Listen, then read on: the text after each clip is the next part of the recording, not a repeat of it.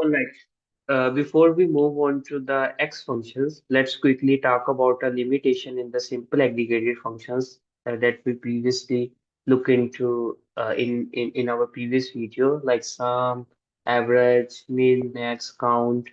So here's the thing, like these simple aggregators can only take one column, right, as an input.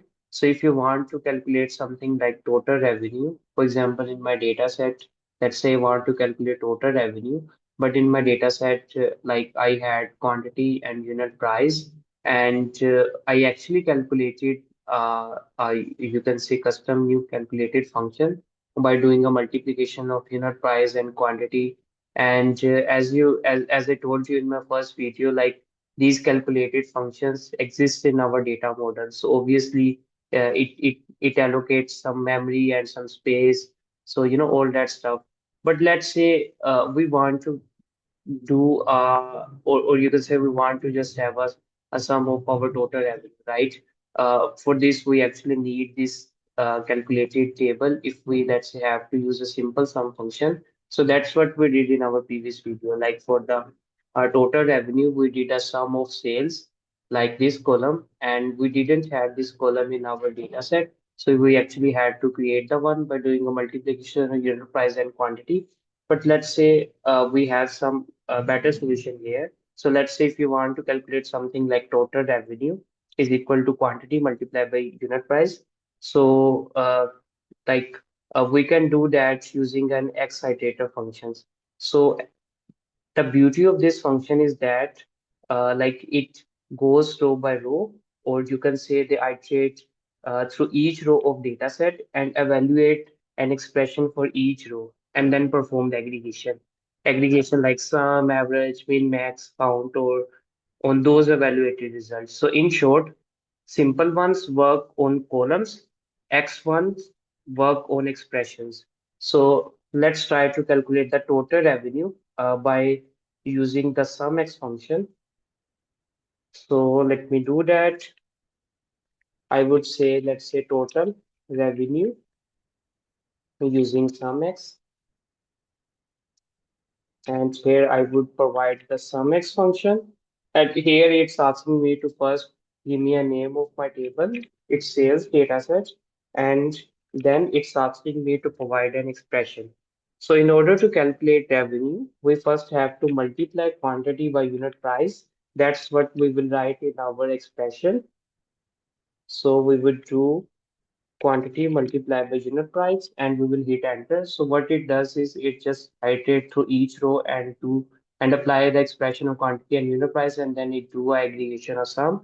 So we have total revenue using sum 9.73 million. And in the same way, if we look into the one using the middle total sales column that we created, uh, this one. So as you guys can see, both columns or you can say both measures are giving us the same value, right? So that's the beauty here. But obviously it would have some challenges like it may be slower on a larger data set because it have to look into each row and perform this expression. So obviously every function has its own pros and cons. So yeah, let's move on to average X function. For let's say I want to calculate the minimum, sorry, let's say I want to calculate the average revenue per product, right? So how can I do that? Let me show it to you.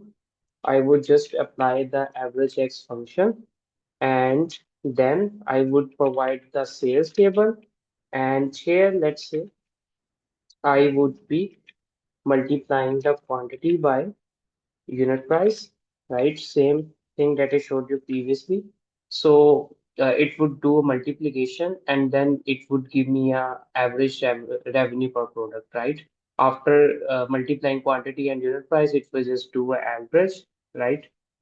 So that's what we have. We have average revenue per product of 12.12, right? Or in simple terms, we can say something like average revenue uh, like per transaction product we can say, right? It's not a complete transaction as well, because if I show you my data, here we have like transaction ID or invoice ID getting repeated. So we can't really, just do an average on a row basis, right? And basically, we have invoice number and store code. Combination of this would be a unique here. So that's why, I'm just giving it like transaction product, because within one transaction, customer is buying multiple products. So yeah, that's separate thing. But yeah, the same way we did average X, we can do min and max X. So for example, let's say we want to calculate minimum revenue per row. So we would just do a minimum of sales.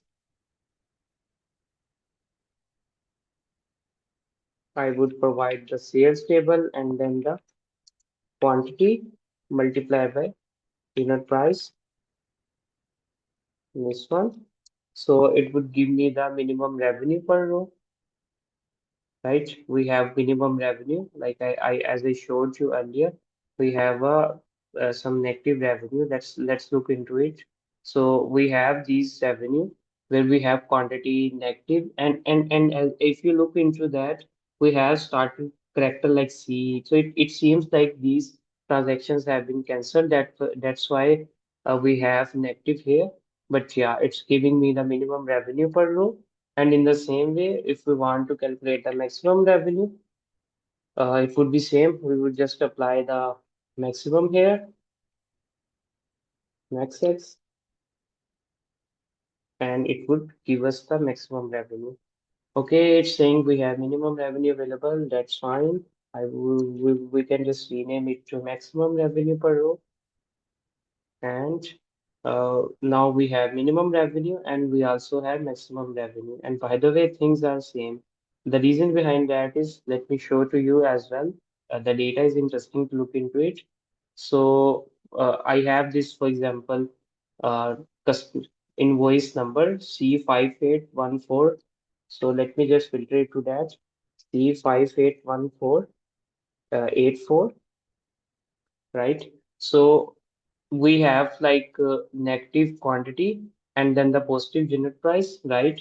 But if I, let's say, uh, let me actually do what? Let me actually do this.